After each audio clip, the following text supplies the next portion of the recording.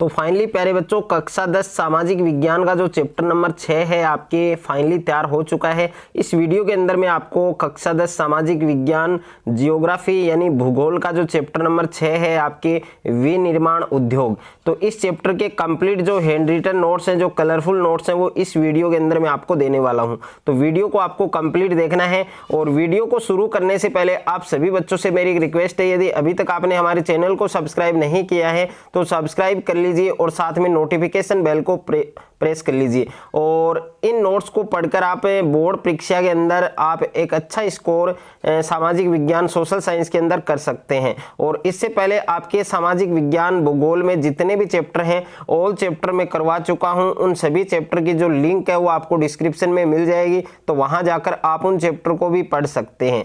तो प्यारे बच्चों, आज के इस वीडियो के अंदर हम कक्षा 10 सामाजिक विज्ञान भूगोल का जो चैप्टर नंबर 6 है आपकी विनिर्माण उद्योग, तो इस चैप्टर की मुंह दिखाई इस वीडियो के अंदर हम करने वाले हैं। और कंप्लीट जो नोट्स हैं वो इसी वीडियो के अंदर मैं आपको देने वाला हूं, तो वीडियो को आपको पूरा देखना है।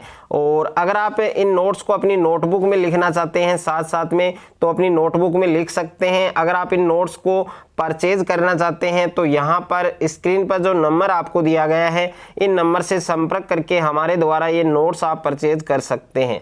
तो देखिए, सबसे पहले हम बात करेंगे उद्योग की, यानी उद्योग क्या होता है, उद्योग की जो परिभाषा है वो क्या होती है। तो देखिए, मानव तकनीक द्वारा प्राकृतिक संसाधनों का रूप बदलकर उन्हें अधिक उपयोगी बनाने की जो प्रोसेस होती है, जो क्रिया होती है, उसको हम क्या कहते हैं, उद्योग कहते हैं।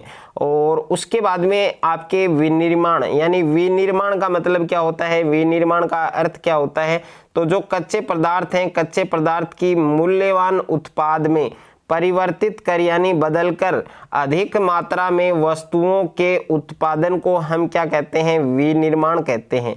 और जैसे एग्जाम्पल्स हैं, आपके उदाहरण हैं, गन्ने से चीनी और कपास से सूती वस्त्र और लोह अयस्क से लोह इस्पात और बॉक्साइट से एल्यूमिनियम आदि।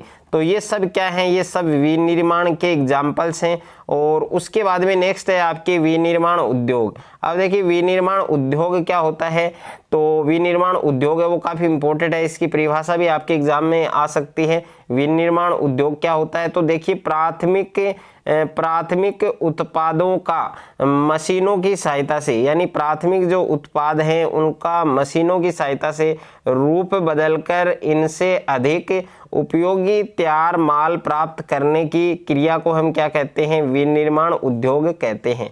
और यहाँ पर मैंने इम्पोर्टेड जो लाइन्स हैं उनको हाईलाइट किया है, ये आपको जरूर पढ़नी है कि किसी देश की आर्थिक उन्नति विनिर्माण उद्योगों से मापी जाती है। यानी कोई भी कंट्री है, कोई भी देश है, उसकी जो आर्थिक उन्नति है वो विनिर्माण उद्योग है उससे मापी जाती है। उसके बाद में है विनिर्माण उद्योगों का महत्व है। अब देखिए, विनिर्माण उद्योग है, इनका क्या महत्व है, तो इसमें पहला महत्व बताया गया है कि यह द्वितीयक और तृतीयक सेवाओं में रोजगार के अवसर उपलब्ध कराकर कृषि पर जनसंख्या की निर्भरता है उसको क्या करता है, कम करता है। और दूसरा महत्व है कि देश के विभिन्न भागों में स्थापित विनिर्माण उद्योग लोगों को रोजगार उपलब्ध कराकर गरीबी को कम करने का प्रयास करते हैं। और तीसरा जो महत्व है वो है जनजातीय और पिछड़े क्षेत्रों में स्थापित विनिर्माण उद्योग क्षेत्रीय असमानताओं को कम करने में क्या होते हैं, सहायक होते हैं। और उसके बाद में नेक्स्ट है आपके कि विनिर्माण उद्योगों से प्राप्त उत्पादों के निर्माण से व्यापार और वाणिज्य है उसका क्या होता है, विस्तार होता है। और तथा देश को विदेशी मुद्रा प्राप्त होती है। तो ये जो मैंने आपको 4 महत्व बताए हैं, ये 4 महत्व भी आपको अच्छे से याद रखने हैं। उसके बाद में है राष्ट्रीय अर्थव्यवस्था है, उसमें उद्योगों का योगदान। तो देखिए, राष्ट्रीय जो अर्थव्यवस्था है उसमें जो उद्योग है उनका क्या योगदान है, तो इसमें पहला योगदान है मेरे प्यारे बच्चों की पूर्वी एशियाई अर्थव्यवस्थाओं की तुलना में भारत में जीडीपी में विनिर्माण उद्योगों का योगदान है वो बहुत ही कम है। और दूसरा है आपके कि विनिर्माण क्षेत्र की उत्पादकता में सुधार के लिए उचित नीतिगत उपाय करने के लिए सरकार द्वारा राष्ट्रीय विनिर्माण प्रतिस्पर्धा परिषद यानी NMCC की स्थापना है वो की गई। उसके बाद में है औद्योगिक अवस्थिति। तो औद्योगिक अवस्थिति क्या है? औद्योगिक अवस्थिति के बारे में हम बात करें तो यहाँ पर देखिए औद्योगिक अवस्थिति में मैंने 2 पॉइंट है वो लिए हैं। यहाँ पर पहला पॉइंट है कि विनिर्माण उद्योगों की स्थापना के लिए कच्चे माल की उपलब्धता, श्रमिक पूंजी, शक्ति के साधन और बाजार आदि की उपलब्धता से क्या होता है? प्रभावित होता है। और दूसरा पॉइंट है आपके कि विनिर्माण उद्योग की स्थापना के लिए वही स्थान उपयुक्त है जहां ये कारक उपलब्ध हो, जहां इन्हें कम कीमत पर उपलब्ध कराया जा सके। तो ये 2 पॉइंट भी प्यारे बच्चों आपको अच्छे से याद रखने हैं। उसके बाद में है उद्योगों की अवस्थिति को प्रभावित करने वाले कारक। तो सबसे पहले हम बात करेंगे भौतिक कारक की। बात करें तो भौतिक कारक है जिसमें पहला है कि कच्चे माल की उपलब्धता, और दूसरा भौतिक कारक है अनुकूल जलवायु, तीसरा है आपके शक्ति के साधन। और उसके बाद में हम बात करें आपके मानवीय कारक की। तो मानवीय कारक के कौन कौन से हैं? एक तो है आपके मानवीय श्रम की उपलब्धता, दूसरा है आपके पूंजी की उपलब्धता, तीसरा आपके बाजार। उसके बाद में बात करें हम, नेक्स्ट है आपके समूहन बचत। तो देखिए समूहन बचत क्या है? समूहन बचत किसे कहते हैं? तो नगरीय केंद्रों द्वारा दी गई सुविधाओं जैसे बैंकिंग, बीमा और परिवहन, श्रमिक व वित्तीय सलाह आदि के कारण अनेक उद्योग नगरीय केंद्रों के समीप केंद्रित हो जाते हैं, जिसे हम क्या कहते हैं प्यारे बच्चों? समूहन बचत कहते हैं। कि जो नगरीय केंद्र हैं उनके द्वारा दी गई सुविधाओं जैसे बैंकिंग है, बीमा है, परिवहन है, श्रमिक है और वित्तीय सलाह है आदि के कारण अनेक उद्योग नगरीय केंद्रों के समीप केंद्रित हो जाते हैं, जिसे हम समूहन बचत कहते हैं। और उसके बाद में है उद्योगों का वर्गीकरण।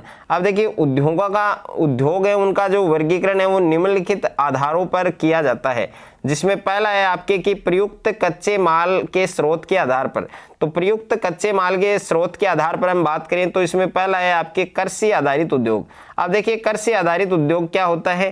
तो कृषि आधारित उद्योग क्या होता है कि वे उद्योग जिन्हें अपना कच्चा माल कृषि से प्राप्त होता है, कृषि आधारित उद्योग वो कहलाते हैं। और जैसे सूती वस्त्र है, ऊनी वस्त्र है, पटसन है, रेशम वस्त्र है, चीनी, चाय, कॉफी और वनस्पति तेल उद्योग, ये सब किस में आते हैं? कृषि आधारित उद्योग के अंतर्गत आते हैं। उसके बाद में दूसरा है आपके खनिज आधारित उद्योग। अब देखिए खनिज आधारित उद्योग क्या होते हैं? तो वे उद्योग जिन्हें अपना कच्चा माल खनिजों से प्राप्त होता है, खनिज आधारित उद्योग कहलाते हैं। जैसे बात करें लोहा व इस्पात, सीमेंट है आपके, एल्यूमिनियम है, मशीन है, औजार और पेट्रो रसायन उद्योग, ये सब किसके अंतर्गत आते हैं? खनिज आधारित उद्योग के अंतर्गत आते हैं। उसके बाद में दूसरा है आपके प्रमुख भूमिका के आधार पर उद्योगों का वर्गीकरण। तो इसमें पहला है आधारभूत उद्योग। अब देखिए आधारभूत उद्योग क्या होते हैं? वे उद्योग जिनके उत्पादन या कच्चे माल पर दूसरे उद्योग निर्भर रहते हैं, यानी वे उद्योग जिनके उत्पादन या कच्चे माल पर दूसरे उद्योग निर्भर रहते हैं क्या कहलाते हैं? आधारभूत उद्योग कहलाते हैं। जैसे लोहा इस्पात है, तांबा प्रगलन है, एल्यूमिनियम प्रगलन उद्योग है, ये सब किसके अंतर्गत आते हैं? ये सब आपके आधारभूत उद्योग के अंतर्गत आते हैं। उसके बाद में है उपभोक्ता उद्योग। तो उपभोक्ता उद्योग क्या होते हैं? वे उद्योग जो उपभोक्ताओं के सीधे उपयोग हेतु उत्पादन करते हैं, उन्हें हम क्या कहते हैं? उपभोक्ता उद्योग कहते हैं। जैसे चीनी है आपके, दंतमंजन है, कागज है, पंखे हैं, सिलाई मशीन है आदि, ये सब किसके अंतर्गत आते हैं? उपभोक्ता उद्योग के अंतर्गत आते हैं। तीसरा है आपके पूंजी निवेश के आधार पर। तो पूंजी निवेश के आधार पर इसमें पहला क्या है आपके? लघु उद्योग। अब लघु उद्योग क्या होता है? यदि उद्योग में निवेशित पूंजी 1 करोड़ रुपए से कम हो तो यह लघु उद्योग कहलाता है। और दूसरा है वृत्त उद्योग। यदि उद्योग में निवेशित पूंजी की सीमा 1 करोड़ से ज्यादा हो, अधिक हो, तो उसे हम वृत्त उद्योग कहते हैं। और उसके बाद में है स्वामित्व के आधार पर उद्योगों का वर्गीकरण। तो इसमें पहला है सार्वजनिक उद्योग। अब सार्वजनिक उद्योग क्या होते हैं? ये उद्योग सरकारी एजेंसियों द्वारा प्रतिबंधित तथा संचालित होते हैं। उदाहरण है Bharat heavy electrical limited BHEL, यानी steel authority of India limited यानी SAIL आदि। ये सब क्या है? ये सब सार्वजनिक उद्योग के अंतर्गत आते हैं। उसके बाद में है निजी उद्योग। 2 नंबर है आपके निजी उद्योग। तो निजी उद्योग क्या होते हैं? ये उद्योग निजी व्यक्तियों या उनके समूह के स्वामित्व वाले होते हैं। उदाहरण है बजाज ऑटो लिमिटेड और डाबर उद्योग। उसके बाद में नेक्स्ट है आपके संयुक्त उद्योग। तो देखिए संयुक्त उद्योग क्या होते हैं? ये उद्योग राज्य सरकार तथा निजी क्षेत्र के संयुक्त प्रयास से चलाए जाते हैं। उदाहरण है आपके ऑयल इंडिया लिमिटेड। उसके बाद में 4 नंबर है सहकारी उद्योग। तो सहकारी उद्योग क्या होते हैं? इन उद्योगों का स्वामित्व कच्चे माल की आपूर्ति करने वाले उत्पादकों, श्रमिकों अथवा दोनों के हाथों में होता है। उदाहरण है महाराष्ट्र का चीनी उद्योग और केरल के नारियल उद्योग। उसके बाद में 5 नंबर है आपके कच्चे तथा तैयार माल की मात्रा व भार के आधार पर जो उद्योग है उनका वर्गीकरण। तो इसमें पहला है भारी उद्योग। अब देखिए भारी उद्योग क्या होते हैं? ये उद्योग भारी व अधिक मात्रा में कच्चे माल का उपयोग कर भारी उत्पाद तैयार करते हैं, जैसे लोहा इस्पात उद्योग है, सीमेंट उद्योग है। और दूसरा है आपके हल्के उद्योग। अब हल्के उद्योग क्या होते हैं? ये उद्योग कम भार वाले कच्चे माल का प्रयोग कर हल्के तैयार माल का उत्पादन करते हैं। और उदाहरण है आपके विद्युत सामान उद्योग और गड़ी उद्योग। ये सब हल्के उद्योग के अंतर्गत आते हैं। उसके बाद में है कृषि आधारित उद्योग। अब देखिए कृषि आधारित उद्योग क्या होते हैं? जैसे सूती वस्त्र है, पटसन है, रेशम, ऊनी वस्त्र, चीनी तथा वनस्पति तेल आदि उद्योग कृषि से प्राप्त कच्चे माल पर क्या होते हैं? आधारित होते हैं। इसमें पहले हम बात करेंगे, डिटेल से बात करेंगे सूती वस्त्र उद्योग की। तो देखिए प्राचीन भारत में सूती वस्त्र हाथ से कताई और हथकरघा बुनाई तकनीकों से बनाए जाते थे। 18वीं शताब्दी के बाद विद्युतीय क्रैगों का उपयोग होने लगा। सूती वस्त्र उद्योग कृषि से जुड़ा हुआ उद्योग माना जाता है।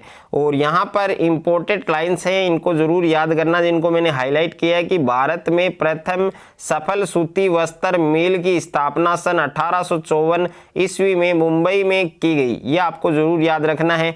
और उसके बाद में है सूती वस्त्र उद्योग की समस्याएं। अब सूती वस्त्र उद्योग है, उनकी क्या क्या समस्याएं रही? तो इसमें पहली समस्या है सूती वस्त्र मिलों का पुरानी व रुग्ण होना। और दूसरा है आपके कि श्रम उत्पादकता का कम होना।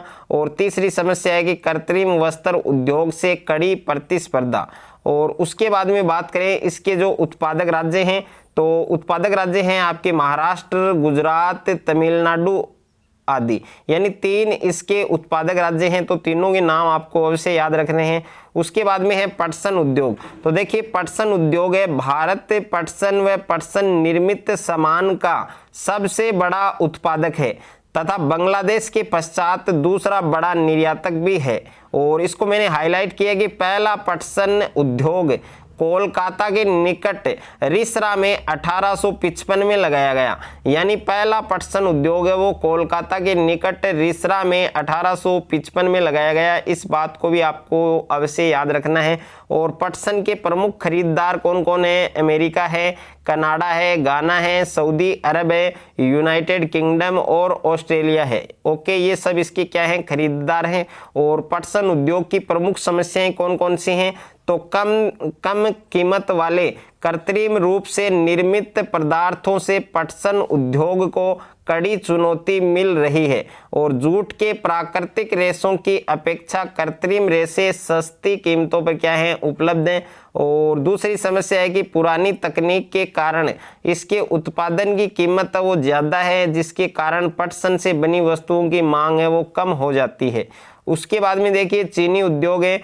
तो चीनी उद्योग की हम बात करें तो भारत का चीनी उत्पादन में विश्व में दूसरा स्थान है, लेकिन गुड़ व खांडसारी के उत्पादन में इसका प्रथम स्थान माना जाता है। यह उद्योग क्या है, मौसमी है, यह सहकारी क्षेत्र के लिए उपयुक्त माना जाता है। और चीनी मिलें उत्तर प्रदेश है, बिहार है, महाराष्ट्र, कर्नाटक, तमिलनाडु, गुजरात, पंजाब, हरियाणा तथा मध्य प्रदेश राज्यों में फैली हुई है। उसके बाद में है चीनी उद्योग की प्रमुख चुनौतियां। तो इसकी प्रमुख चुनौतियां कौन कौन सी है, इसमें पहली चुनौती है कि इस उद्योग का अल्पकालिक होना, और दूसरी चुनौती है कि पुरानी व असक्षम तकनीक का इस्तेमाल, तीसरी ये है आपके कि परिवहन असक्षमता से गन्ने का समय पर कारखानों में न पहुंचना। उसके बाद में नेक्स्ट है खोई का अधिकतम इस्तेमाल न कर पाना। और उसके बाद में हम बात करें खनिज आधारित उद्योग। तो खनिज आधारित उद्योग क्या होते हैं, वे उद्योग जो खनिज व धातुओं को कच्चे माल के रूप में प्रयोग करते हैं, उसे हम क्या कहते हैं, खनिज आधारित उद्योग कहते हैं। अब देखिए खनिज आधारित उद्योग है जिसमें लोहा और इस्पात उद्योग की मैं बात करूं तो देखिए लोहा तथा इस्पात उद्योग एक आधारभूत उद्योग है, क्योंकि अन्य सभी भारी, हल्के और मध्यम उद्योग इनसे बनी मशीनरी पर निर्भर करते हैं। लोहा तथा इस्पात एक भारी उद्योग है क्योंकि इसमें प्रयुक्त कच्चा तथा तैयार माल दोनों ही भारी तथा स्थूल होते हैं। और इस उद्योग के लिए लोहे, एसक, कोकिंग कोल और चूना पत्थर जिसका अनुपात है वो लगभग 4:2:1 माना जाता है। और यहाँ पर देखिए सबसे इम्पोर्टेंट है आपके कि जो इस्पात होता है, प्यारे बच्चों, जो इस्पात होता है उसको कठोर बनाने के लिए कौन से खनिज की आवश्यकता होती है, मैग्नीज की। यह आपको जरूर याद रखना है, काफी इंपॉर्टेंट है, एग्जाम में क्वेश्चन बन सकता है आपके। उसके बाद में देखिए यहाँ पर एक इम्पोर्टेंट नोट है, इसको भी जरूर याद करें कि चीन है वो इस्पात का सबसे बड़ा उत्पादक देश है। और इस्पात की सर्वाधिक जो खपत वाला जो देश है वो कौन सा है, चीन। ये भी आपको जरूर याद रखना है। उसके बाद में है इस्पात निर्माण प्रक्रिया। तो देखिए कच्चा माल यानी लोहे, एसक को लोहा एवं इस्पात संयंत्रों तक लाया जाता है। और दूसरा पॉइंट है कि लोहा एसक को भट्टी में डालकर गलाया जाता है, फिर इसमें चूना पत्थर मिलाया जाता है और तथा धातु के मेल को क्या कर दिया जाता है, हटा दिया जाता है। और उसके बाद में नेक्स्ट पॉइंट है आपके कि पिघले हुए लोहे को सांचे में ढालकर डलवा लोहा है वो तैयार किया जाता है। और उसके बाद में जो डलवा लोहा है उसको पुनः गलाकर उसका ऑक्सीकरण करके उसके द्वारा उसकी अशुद्धि को हटाकर और मैग्नीज, निकल और क्रोमियम मिलाकर उसको क्या कर दिया जाता है, उसका शुद्धिकरण किया जाता है। और उसके बाद में इसकी रोलिंग, प्रेसिंग, डलाई और गढ़ाई के द्वारा धातु है उसको आकार दिया जाता है। इस प्रकार इस्पात निर्माण है उसकी प्रक्रिया है वो की जाती है। उसके बाद में है एल्यूमिनियम प्रगलन। अब देखिए एल्यूमिनियम प्रगलन क्या है, तो भारत में एल्यूमिनियम प्रगलन दूसरा सर्वाधिक महत्वपूर्ण धातु शोधन उद्योग है। और यह हल्का, जंग अवरोधी, ऊष्मा का सुचालक, लचीला तथा अन्य धातुओं के मिश्रण से अधिक कठोर बनाया जा सकता है।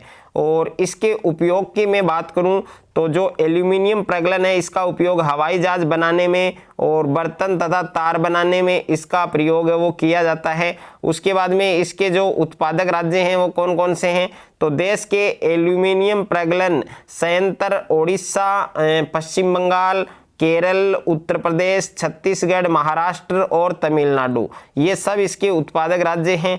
उसके बाद में है रसायन उद्योग। अब देखिए रसायन उद्योग की मैं बात करूं तो भारत में रसायन उद्योग तेजी से विकसित रहा तथा फैल रहा है। और इसकी भागीदारी सकल घरेलू उत्पाद यानी जीडीपी में लगभग 3% है प्यारे बच्चों। यह उद्योग एशिया का तीसरा बड़ा तथा विश्व में आकार की दृष्टि से 12वें स्थान पर है। अब देखिए हम बात करें कार्बनिक और अकार्बनिक रसायनों की, तो अकार्बनिक रसायनों में सल्फ्यूरिक अम्ल तथा नाइट्रिक अम्ल शामिल है, ये आपको ध्यान रखना है। और जो कार्बनिक रसायन है उसमें पेट्रो रसायन शामिल है, जो कृत्रिम वस्त्र, कृत्रिम रबर और प्लास्टिक है, रंजक पदार्थ हैं, दवाइयां हैं बनाने में प्रयोग किए जाते हैं।